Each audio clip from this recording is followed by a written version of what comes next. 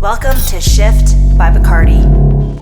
If you've ever heard the term shaken, not stirred, then you actually already have some adjacent knowledge as to the existence of a Vesper Martini.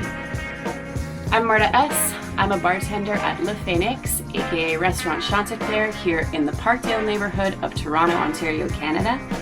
And I'm going to give you a little twist on one of my favorite gin-forward cocktails, the Vesper Martini.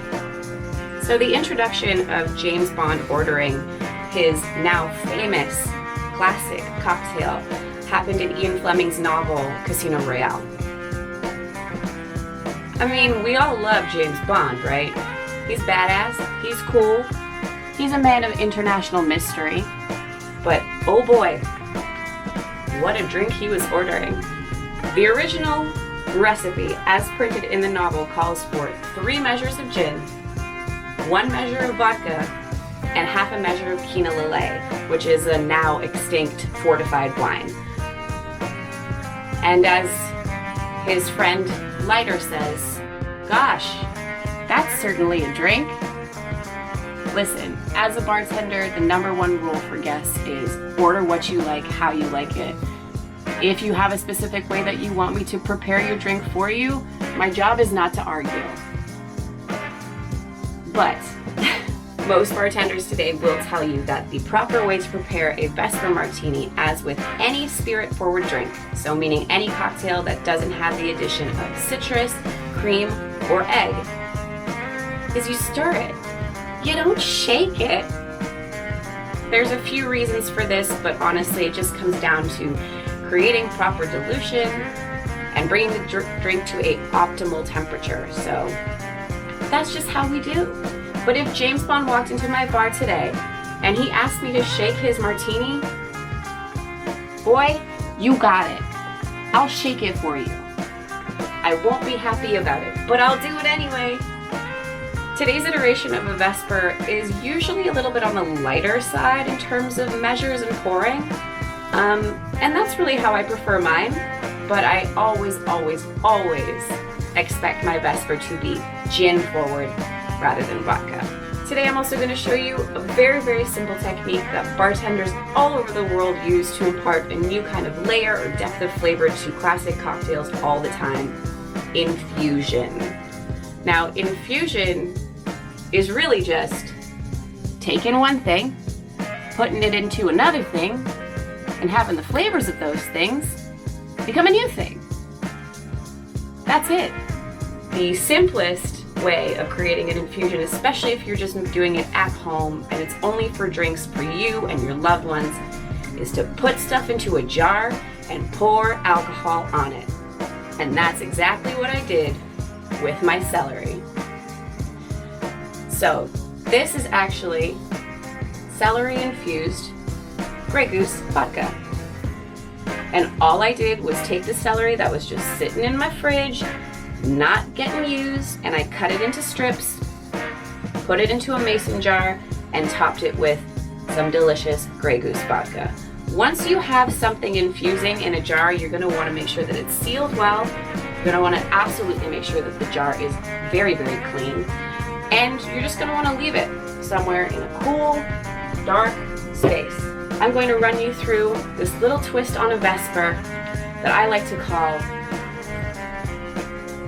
a deeper bond. Let's go.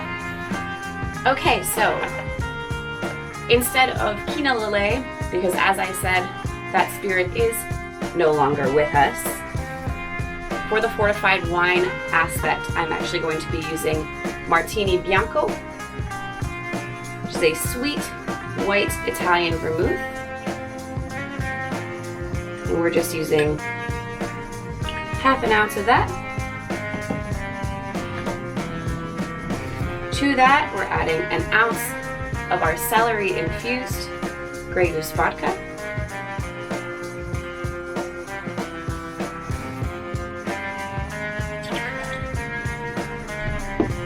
And then a spirit and a brand that's very near and dear to my heart. If you know me, you know that I'm a gin girl. Gin wins, and it wins. And my favorite, Bombay Sapphire. The botanicals used in this gin play with the celery and with the subtle sweetness of the Martini Bianco so beautifully. We're adding 1.5 ounces.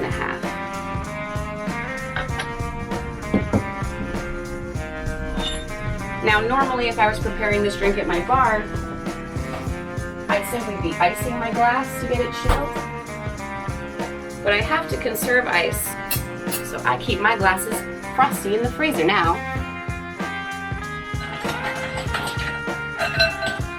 All right, to your mixing vessel, you want to pack it full of ice. Again, if you don't have a Yari or any kind of a cocktail mixing glass, then by all means, just use a jar. Use what you have around the house.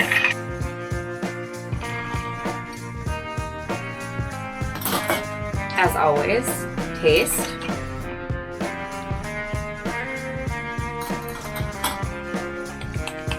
Yes! And strain.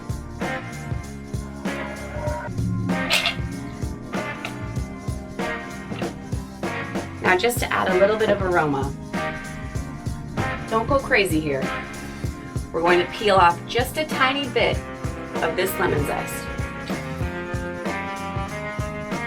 Bond ordered his with a long, thin ribbon of lemon.